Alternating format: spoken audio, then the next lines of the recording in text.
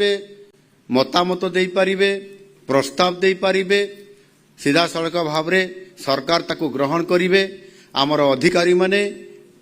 मंत्रिमंडल सदस्य माने एवं निजे मुख्यमंत्री मुझे ये कथा को ग्रहण करी से आधार में आम आपण मानकू उचित न्याय प्रदान करूँ आ से आधार में गुरुत्व आरोप करने आज आम निष्पत्ति नौ गोटे कथा हूँ जे आम राज्यर चाषी माने बहुत कौन क्षुद्र चाषी नाम मात्र चाषी आउ सेमानंकर संख्या 100% रे 82%। आउ यह व्यतीत राज्यर आउ गोटे मुख्य गोष्ठी भी अछंती सेमाने क्षुद्र रे भी जाउना कि नाम मात्र चाषी रे जाउना सेमाने होउछंती भूमिहीन चाषी चाषी पुणी सेमाने पुणी भूमिहीन अर्थात सेमाने जो भाग चाष करिवार सुजोग पाती से मानकर विषय मध्य मु कहिबा पई चाहे सेमानकु मध्य एथिरे आजिर जो सीएम किसान एवं ये जो आमे तांकु आर्थिक सहायता प्रदान करिबा सेथिरे तांकर ना भी आमे जोड़ीछु भूमिहीन लोकंकु मध्य आमे ताकु सुजोग देइछु एनु निश्चित भावरे सेमाने सदा सर्वदा आर्थिक अनाटन रे सेमाने रही थांती प्रतिदिन मजूरी कृषि कार्य क्षेत्र में कृषि क्षेत्र में काम करले जो मजूरी मिले से मजूरी को आधार करी तांकर जीवन तांको परिवार बंचे एवं सेमाने बहुत आर्थिक अनाटन रे सेमाने सम्मुखीन होई थांती कष्ट बहुत पाई थांती तांकर अभाव सबुदिन लागी रही थाए आउ सेथि पई सरकार सेमान को मध्य सीएम किसान योजना रे कृषक कल्याणकारी योजना जो कार्यकारी करा जाउछि एथिरे मध्य समानकु समस्तंकु जोड़ीबार आम सरकार प्रयास करिसंती सीएम किसान योजना आम सरकारंकर एक अभिनव कृषक कल्याणकारी योजना एही योजनार विशेषत्व है राज्यर थिबा समस्त क्षुद्र एवं नाम मात्र चाषी जो माने खरीफ एवं रबी चाष करिबा समय रे जो अभाव बा ठीक समय बिहन एवं सार पाइबारे जो माने वंचित हुंती आर्थिक अभाव कारण से मानकु उपयुक्त समय रे आमे तांकु आर्थिक सहायता जुगेई देवार ए जो प्रक्रिया करिछु आ सेति पई चाषी आज तार अभाव को पूरण करिबारे निश्चित भाव रे दी पाद आगकु जाई पारुछि एही क्रम रे आज राज्यर 51,14,876 जन क्षुद्र एवं नाम मात्र चाषी एवं भूमिहीन चाषी 39,239 संख्यक भूमिहीन कृषि परिवार को रबी फसल ऋतु एवं जो खरीफ ऋतु ये समस्त को मिसई 2025-26 आम 1,041 कोटी अधिक टंकार सीएम किसान योजनार तृतीय किस्तिर आर्थिक सहायता डीबीटी माध्यम आपण मानकर पाखकु आमे वर्तमान गोटे स्विच टिपिकरी आपण मानकर अकाउंट को डीबीटी जरिए आमे पहुंचाई दे पारिलु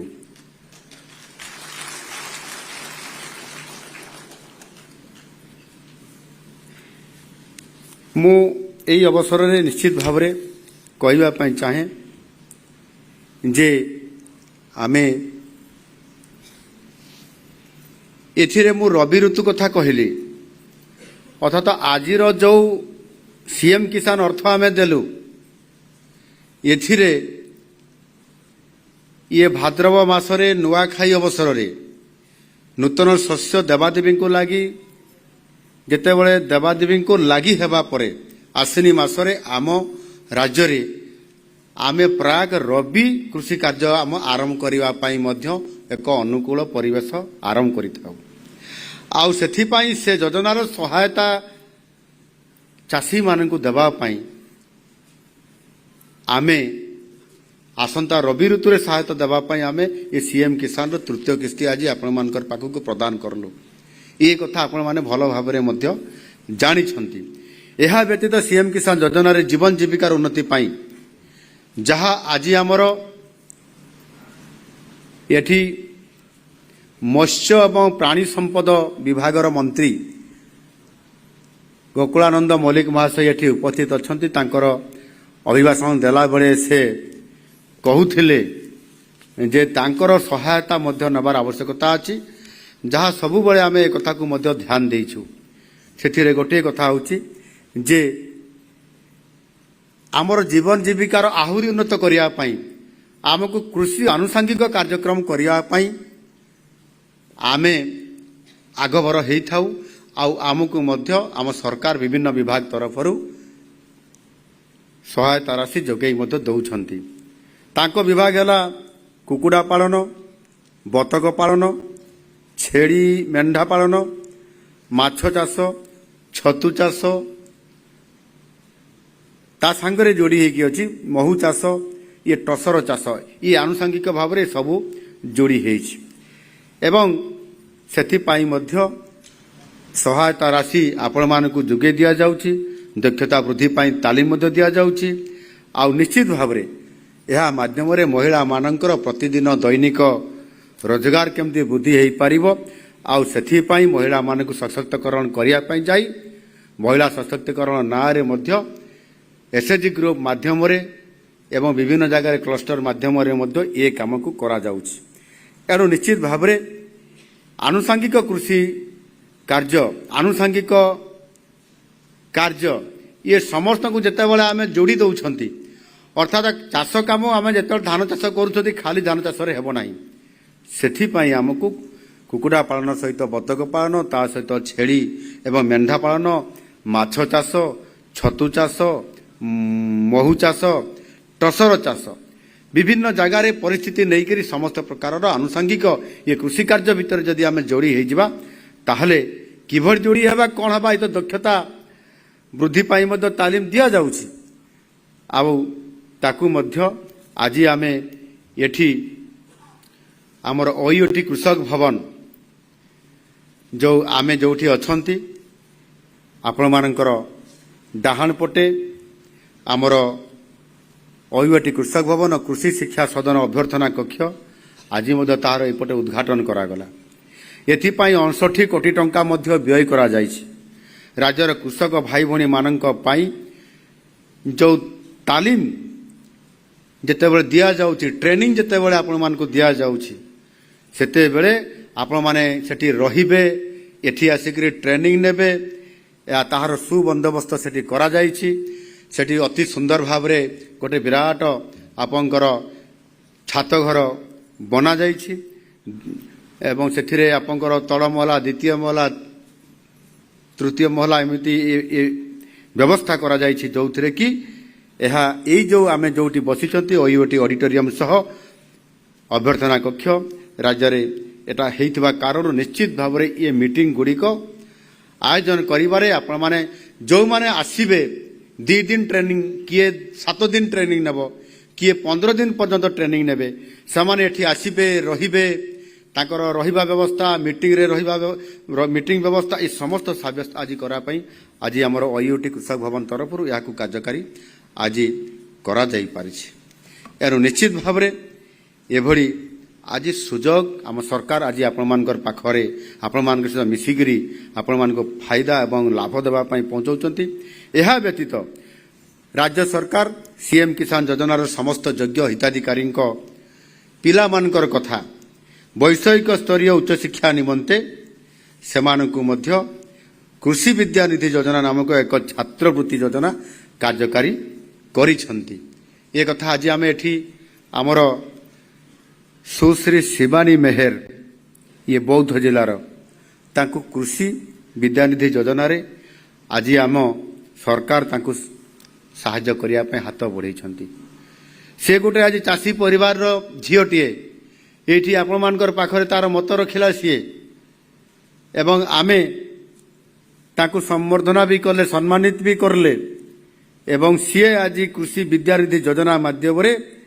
ଯେଉଁ ଛାତ୍ରବୃତ୍ତି ଯୋଜନା ଆଜି ଆମେ କାର୍ଯ୍ୟକାରୀ କରିବା ପାଇଁ ଯାଉଛନ୍ତି, ତାହାର ଆଜି ସେ ଫାଇଦା ନେଇପାରିଛନ୍ତି। ଆଜି ବହୁତ ବଡ଼ ଖୁସିର କଥା ଯେ ସିଏ ଆଜି ଏଇ ଯେଉଁ କୃଷି ବିଦ୍ୟାନିଧି ଯୋଜନା ଆଜି ତାଙ୍କୁ ସହାୟତା ମିଳିବା କାରଣରୁ ଆଜି ସେ ସାଧାରଣ ଗୋଟେ ଚାଷୀ ପରିବାରରୁ ଆସି ଆଜି ଗୋଟେ ଡାକ୍ତରାଣୀ ହେବା ପାଇଁ ସେ ଯାଉଛି, ଗୋଟେ ଡକ୍ଟର ବନିବା ପାଇଁ। ନିଶ୍ଚିତ ଭାବରେ ଆମ ସମସ୍ତଙ୍କର ପାଇଁ ଗୋଟେ ଖୁସି ମୁହୂର୍ତ୍ତ। ଏତିକି ଟିକେ କରତାଳି ଦେଲେ ହେବ ତା ପାଇଁ? जोरदार करताली दबा हुड़हुड़ी भी टिके मारिबा जोर से अच्छी ना कुआड़े गला छुट्टी नहीं गला अच्छा हो यही भाव योग्य छात्र छात्री मानक आर्थिक सहायता प्रदान आम कर साहाय्य आज केते खुशी कथा चाषी परिवार गोटे आज आमर झीटे आज डाक्तर बनी पारा आउ आमे कृषि विद्या निधि ये योजना रे तांकु आज आमे कृषि योजना माध्यम आज छात्रवृत्ति आम प्रदान करिबारे आज आम साहाय्य करि पारिलु एनु निश्चित भाव ये गोटे बड़ खुशीर कथा यही योजना अधीन पिला मानकर उच्चतर वृत्तिगत वैषयिक पाठ्यक्रम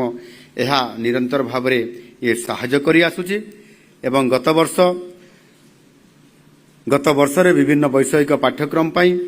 आमे बहुत एमिति ये जो गोटे पिला आज जो कहली आज सुश्री शिवानी मेहर ठीक सही भली भाव 13,923 जन सीएम किसान हिताधिकारी पिला मानकु आमे आम सरकार तरफरु ये कृषि विभाग तरफरु 53 कोटी 69 लक्ष टंकार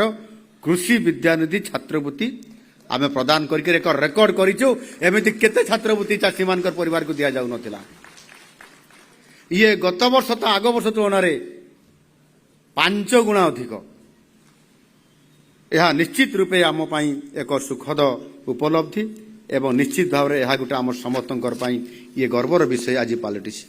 राज्य सरकार सीएम किसान योजना सहित केंद्र सरकार समस्त भूमिहीन भूमिधारी कृषक मानकर निमंते पीएम किसान नामक एक कृषक कल्याणकारी योजना रे प्रवर्तन करिसंती जोथि कि मु चाषी मानकर वार्षिक आय आज वृद्धि हेई 58,000 पर्यंत पहुंच पारिछि बोली आपण मानकर पाखरे मोर मत रखुतली चलित मास अगस्त 2 तारिख रे यशस्वी प्रधानमंत्री नरेंद्र मोदी जी एई अगस्त मासर 2 तारिख रे आज अगस्त मासर 27 तारिख अर्थात 25 दिन पूर्व हमको पीएम किसान माननीय यशस्वी प्रधानमंत्री नरेंद्र मोदी जी तांकर 20तम किस्ती सहायता राशि से प्रदान करी सारी छंती आज आमे हमर सीएम किसान रो तृतीय किस्ती आपण मान को वर्तमान आमे प्रदान करलु एथिरे हम राज्यर जोटा पीएम किसान रे 34,85,882 जन समस्त वर्गर भूमिधारी चाषी समुदाय 697 कोटी 17 लाख टंकार आर्थिक सहायता डीबीटी माध्यम पाई सारी छंती आगामी दिन में पीएम किसान योजना सहायता राशि प्राप्ति जेभली कौन सी योग्य चाषी वंचित न होवे पीएम किसान भी पाइबे सीएम किसान भी पाइबे पीएम किसान रो जो संख्या टिके कम अछि आमे सेथि पई तांकू आगे आपनकर 29 लाख पाउथिले एबे 35 लाख पाइलानी अर्थात 6 लाख आमे वृद्धि करि चालुनी पुणी आ जांच चली जांच प्रक्रियाकरण माध्यम रे आमे पीएम किसान रे मध्य अधिक रु अधिक चाषी माने योग्य हिताधिकारी चाषी माने केमती एथिरे 6,000 टंका वार्षिक पाई पारिबे तांको पाई मध्य आमे एथिरे पंजीकरण पाई एक स्वतंत्र कार्यक्रम माध्यम रे तांको पंजीकरण प्रक्रियाकरण रे जारी रखिछु तांको सेतिरे अंतर्भुक्त करिबा पाई केंद्र सरकार द्वारा ये जो प्रवर्तित और राज्यर राजस्व और विपर्यय परिचालना ये समस्त जो कथा थिला जो कथा मु कहूली जो पंजीकरण सिस्टम कथा से आमे ताकू सरलीकरण आउ टिके करूछु समय अवधि मध्य आमे से निश्चित भाव रे वृद्धि करूछु एनु निश्चित भाव रे ये जो पंजीकरण जो करा जाउची सेथिरे जो 2-3टी विभाग सहित ता उपरे आउ टिके सरलीकरण आमे करूछु राज्य सरकार खाद्य थाली रे पुष्टि शस्य को पुनरुद्धार करिवार पदक्षेप मध्य ग्रहण करूछंती यार उद्देश्य होउची स्थायी एवं जलवायु प्रतिरोधी पुष्टि शस्य आधारित कृषि प्रणाली माध्यम रे क्षुद्र एवं नाममात्र चाषी रोजगार रे उन्नति आनिबा एवं महिला एवं आदिवासी संप्रदायर उन्नत आय पोषण एवं सशक्तिकरण को सुनिश्चित करिबा अर्थात आमे यही अभियान माध्यम रे जो पुष्टि शस्य कहिले आमे साधारणतः भाव रे आमे मांडिया को बुझू मिलेट को बुझुछु मिलेट कहिले मांडिया एवं मांडिया परि आउ किछि हमर पुष्टि शस्य से आपंकर गुर्दी हो पारे को भाषा आम भाषा गुर्दी कहती आउ को भाषा आम विभिन्न प्रकार आम कहते एणु ए समस्त प्रकार जो पुष्टि शस्य अच्छी 30 जिले में 177 वर्षा उपरे केवल निर्भरशील होता ब्लॉक रे यह विशेष करी कार्यकारी करा जाए। खरीफ ऋतु में राज्य सरकार पुष्टि शस्य प्रति क्विंटाल पिछा 4290 टंकार सर्वनिम्न सहायक मूल्य व्यतीत क्विंटाल पिछा आहुरी अतिरिक्त 210 टंका वर्धित प्रोत्साहन सहायता प्रदान करुछंती। 2024-25 आर्थिक वर्ष में 7,64,000 क्विंटाल मांडिया क्रय करा जाइछि। ये मध्य गोटे आपंकर रेकर्ड एवं आहुरी गोटे खुशीर कथा जे आमर जो कोरापुटर मांडिया जोटा कि उत्कृष्ट मांडिया सेथिरे एफसीआई जरिया रे केवल ओडिशा रे नुह अन्य राज्य को मध्य रप्तानी प्रक्रिया एबे आरंभ हेछि। अन्य राज्य माने ताकू रप्तानी करिकरी आमे पठाउछन्ती समय किणिकरी मध्य नउछन्ती जोटा कि बहुत बड़ा गोटे सकारात्मक रिजल्ट बा आम चाषी निश्चित भाव आर्थिक क्षेत्र अभिवृद्धि करिवार गोटे ये होछि सहायता। आपण माने समस्ते आम सरकार चाषी समाज